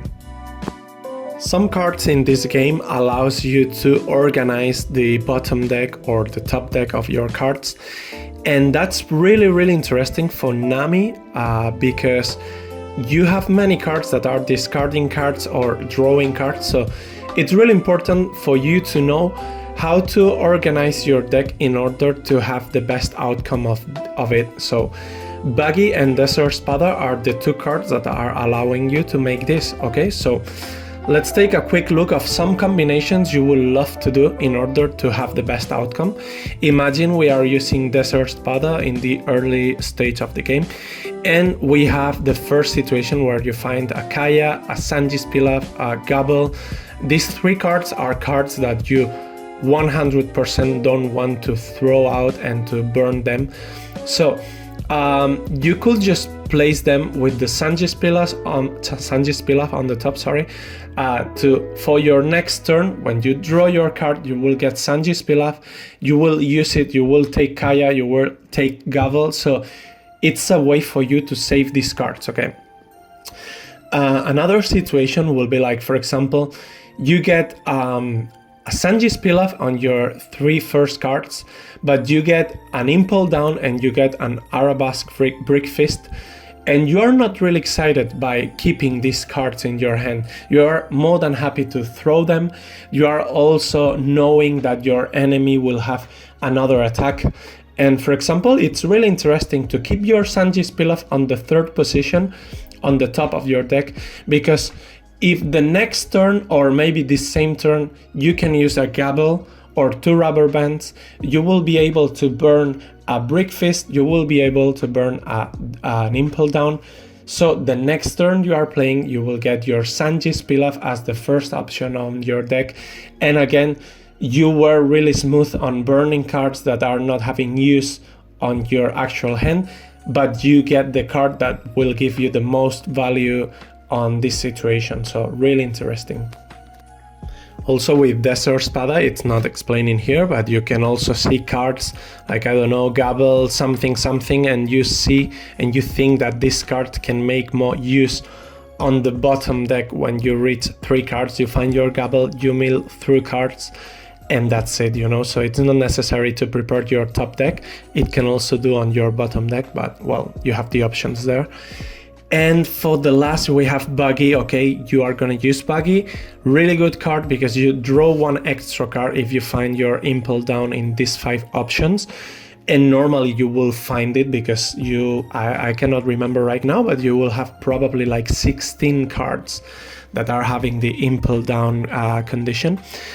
But even if you get it, if you don't get it, you get something really good from this card. It's that you can drop, you will throw to your bottom deck 5 or 4 cards in the order you are willing to. So this is really good because Nami, it's really relying on how to end up this game. And if you find really interesting cards that are milling your last cards, you can do interesting combinations. Like, for example, you have your Love, Gabble, and 2 cards that are not really interesting. So when you reach your card number 4 in your deck, you know if you have 3 energy left, you win the game because you will use your Love, you will draw 1 card because you will have less than 4 cards, you will draw your Gavel, you will use it, and you will burn the last 2 cards. So you can play around this, you know. You can also do, like, for example, you have your Love, you use it, and you reach your Dead Wing. You know, if you have 5 dons at the end of your deck, you can win the game. So you can really play against preparing your bottom deck in order to milling your last cards. This gave me many games. It's really important to know what you are preparing for the end of your game, and this is a big advantage to know this, and the enemy of course doesn't know that by you taking some cards you can win the game, okay? Also, just to keep you in mind, you don't need to counter every attack by just using 1 card. For example, imagine that the enemy, it's Sakazuki, and he attacks you for 5k, okay? If you really know that you can mill out all your cards in your deck, you can just use your Love, use your Dead Wing, use your Gabble, and that's it, because you will reach your win condition faster instead of letting him making you many attacks, or maybe bottom decking extra cards that are making this win condition harder to win. So let's begin with the matchups. Let's take a quick look on Katakuri, okay? This leader, I will say it's one of our favorites, including the yellow color, because normally they will just hit you once per turn. It could be a big hit, but it's a kind of tempo you can control with Nami. Quite easy, not easy, but because as I said, nothing is easy with this deck, but it's not that aggressive as other decks. Another good thing against Katakuri is that he really relies on his triggers, and because we are not gonna take any of his lives by hitting him, only with Theft, the aggression that it could do to us, it's not active, so it's quite easy to win him compared with other ones. So cards that we have to keep in consideration when we play against Katakuri, it's well, the same leader, it's gonna attack you for 7k every turn, mainly. So I will say that I normally accept early hits with Katakuri. I don't mind to accept when he's attacking me a lot, because I don't want to spend my resources just to defending his attacks for that are huge attacks with all my dons. So I try to play proactive against him and reach a point when he's going to play Big Mom and I'm quite short of cards on my deck. After this, I start evaluating if it's worth to defend myself or to just go for the end of the game. Perospero, it's a character that we easily can bounce back with Seth. It's really worth to do it because for them, it's a really good card to use. But for us, it's a really good card to bounce back and take out all this pressure that they are putting on us. So also it has no counter. So if we put Seth on the turn they play Perospero, it's gonna allow us to take out one aggression, and at the same time we are not adding a counter on their hand in case we want to hit with Seth next turn. A card that we really don't like, it's the Thunderbolt, because they have many lives that we are not gonna take them. So they can use free Thunderbolts against us, especially against Theft. It's a card that really destroys us. But well, nothing we can do about it. Is if they find it, they will use it. If not, it's okay. And of course, the last card we have to take in consideration, it's a Big Mom 10 cost. This card, it's quite hard to play around it, okay? As I said, I would love just to play proactive, burn as many cards as I could, accept as many lives as I could from him. So when he's reaching the 10 done, he could play in two ways. He could play just putting a Big Mom and that's it. So he's gonna burn out one of your lives, things that it's gonna be really punishing on you. Or he can decide not to play Big Mom and just keep on with the aggression with mod-ons on units and hit you really hard, okay? So the thing in here is to put him on a spot where he has to decide if he wants to burn your life, because probably it's going to take a deep look on your lives.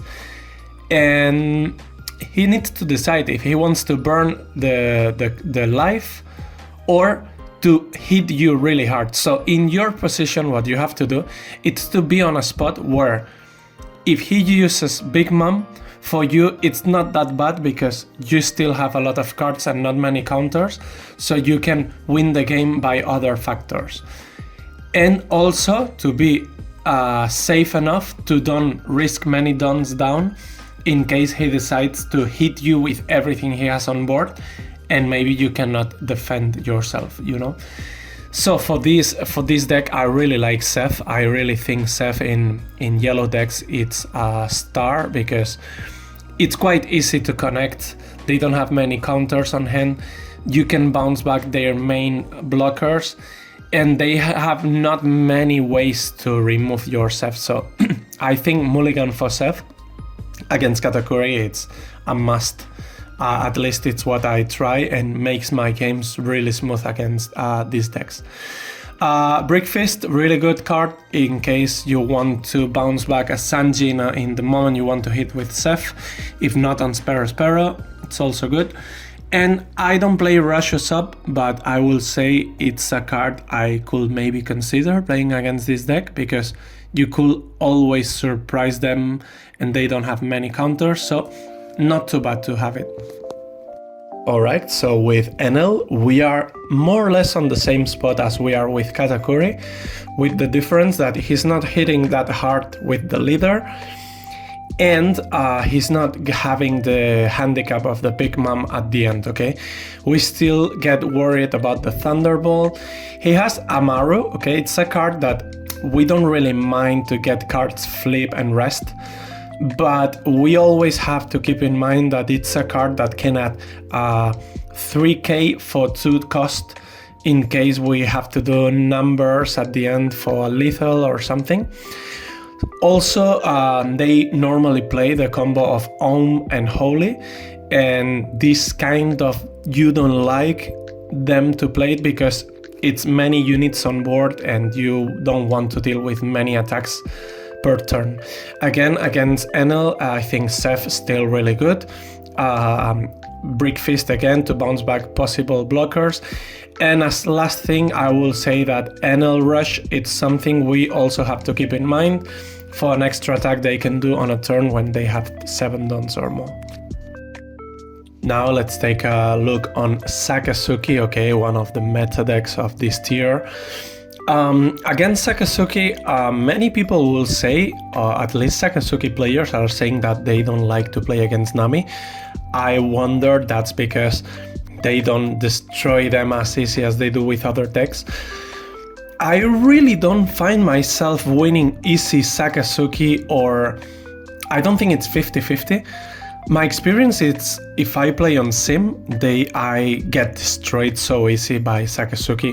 But the reality is when I played on regionals, big tournaments, or even on locals, they don't, it's more like 50-50. It's really, I don't feel they can kill me that quick, or I could win some of them, so I prefer this than other decks to fight against Sakazuki. So taking a quick consideration about Sakazuki, this guy, of course, it's gonna mill more cards than you, and it's gonna try to find as many cards that destroy you. Which cards destroy you the most? I will say the ones that are bottom decking you cards, like Borsalino, Houndblaze. These 2 cards are really bad against you because it's not just that they are gonna hit you, like for example Borsalino establishing a character of 8k, so strong for you to deal with after with 1 don it's 9k, it's so hard. Also Houndblaze, it's gonna add 3k to one of his characters. It's aggression, and at the same time they are bottom decking you cards, so you cannot count with your Kayas on board, with your buggies, with your whatever you have. Also they are putting them on the bottom of your deck, adding cards on your win condition, and if it's not hard already to burn cards as Nami, this makes it extremely hard also. So these cards, I will say if you are lucky and they don't find many, you will kind of have chances, but of course if they find many and many, it's like really hard.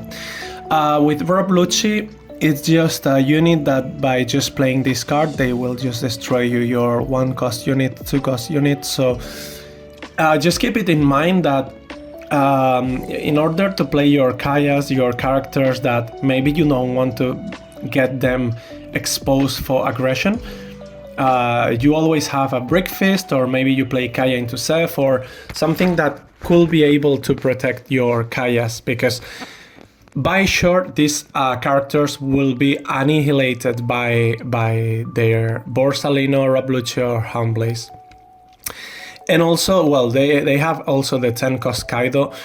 It's not much like it's doing anything special to you, but just to have in mind that when they reach 10 done, maybe if you keep many dons active, they just will try to put Kaido down and just pass, and they will win a 12k character on board that it will be like a countdown to just finish the game for you.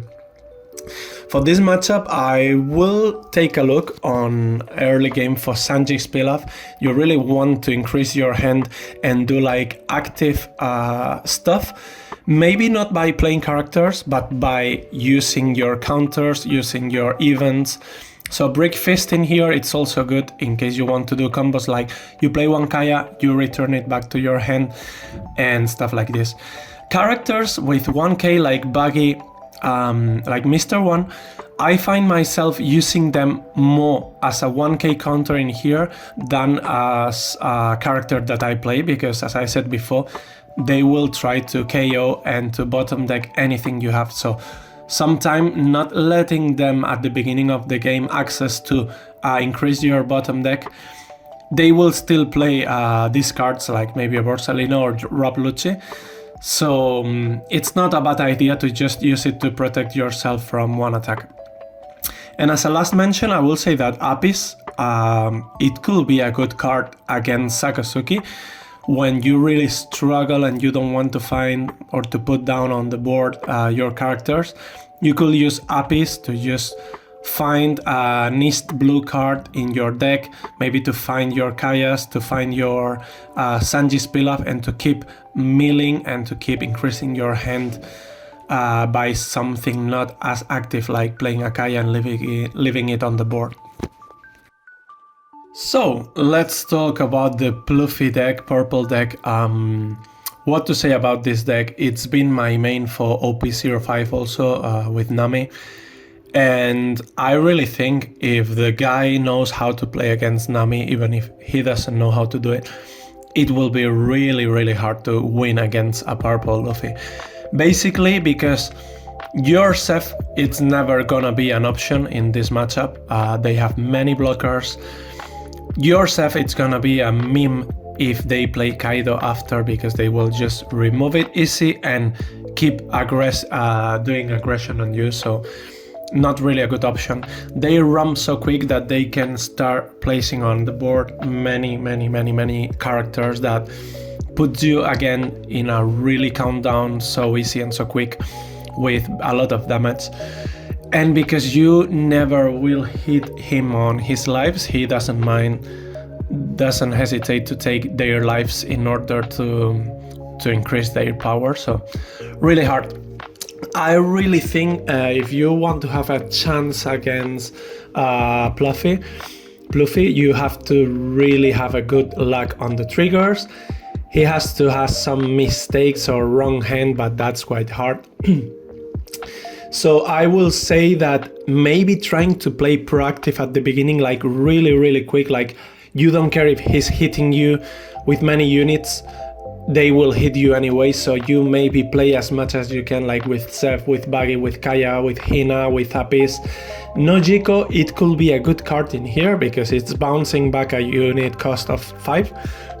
So just by removing back a blocker kit or something like this, it could be expensive for him.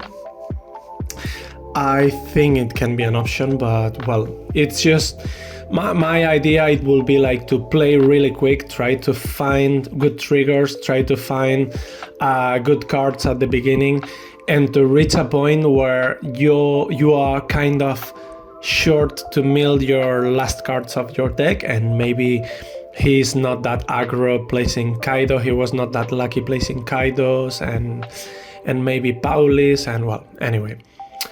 Good luck with this matchup. And for the last decks, we are taking a look here, considering against Nami.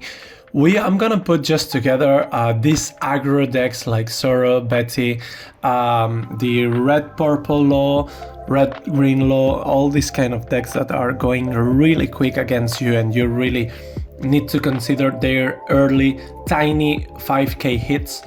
So against this deck, you are really screwed also. It's quite hard. I prefer them before Pluffy, don't tell me why, but it's really hard because they will just burn your hand. And what I said before, without hand you really struggle to find the best answer for any movement. So they do it so quick, they do it so aggro that you cannot really find the end of your deck before that they finish you. With many rush units, many options that they can just go quick. So they have cards like, for example, this Sanji, that knowing that you won't take any life from their lives, they can just place it on board. It will be like 7k every turn. They have Zoro Rush, an extra hit you have to defend. They can, with Karatsu, they can make your leader to be less power, so it's easy to go through. Also, in case you want to play with Seth and try to hit with one hit, they have many units that are like events for defending themselves, like Radical Beam or Guard Point. I still would like to play Seth against these matchups, because if they have to decide to keep the Dons active for the defense, it's also good, because it means that they won't hit you that bad. So as a tip in here, I will say always keep in mind that they have like rush characters like Luffy, like Zoro. They will always surprise you in terms of, you have to really do good maths in here with your counters, with your events, to don't run out of lives or maybe get surprised by a sneaky attack from a rush Luffy and be destroyed. Cards that I really like in here, I don't play Overhit, but I think against these Agrodecks could be something, because you defend yourself and at the same time you bounce back a unit from them to their hand, so you are annulating this aggro as they would like to do it, so it's not a bad option. And also against these decks, I really look at the beginning for characters that are having some power. For example, Buggy, I think it's a really good option to have some at the beginning, because once you place them, they could easily help you to remove them to fight characters when they are rest. They will be forced to use cards from their hand if they want to defend them. And Buggy, it will be useful, and also it will be extra useful when it's attacking them. Hina, in here, I know you could be playing Apis or other options like Nojiko, but for me, Hina in here, it's also masterpiece, because it could make you this tiny cheap Sanji's Pilas effect. At the same time, you establish a 4k body on the board, and this will help you easily to remove these 1 cost 2 cost units that are rest, and you only not depend on your Nami to just clean once per turn 1 unit, so not too bad. Also to mention that cost events like Rubber Band, Desert Spada are so good in here, because they won't go for big attacks. They are always going to try to burn you down with many attacks. So these cards, instead of burning them easy, I will keep them, and maybe I will prioritize to burn other cards instead. Alright guys, so that's gonna be the end of the video. I'm so sorry if it was too long for just a leader review. Well, not review, analysis. But I really had the need to really go in depth, and I'm sure that I left many factors and many things about Nami. But I'm hoping that this guide could help these players that are willing to get better in this deck, to play it more like in a professional way, or maybe it's willing to perform in a regional or a treasure cup. I found myself like last week doing a 7-2 with Nami. So I think you can make things. I'm not sure how it's gonna be in OP6, but I'm really hoping that this guide could put some answers on your questions. I will consider, depending on the response on the video, if I will make some more videos about some specific matchups, some reviews of some games, or if you have any questions, just please write them down below on my comment section. And depending also, I could be assisting or coaching people about playing Nami. It just depends on everything. I am just hoping that this was helpful for you guys. And thank you so much, and see you on another time. See you.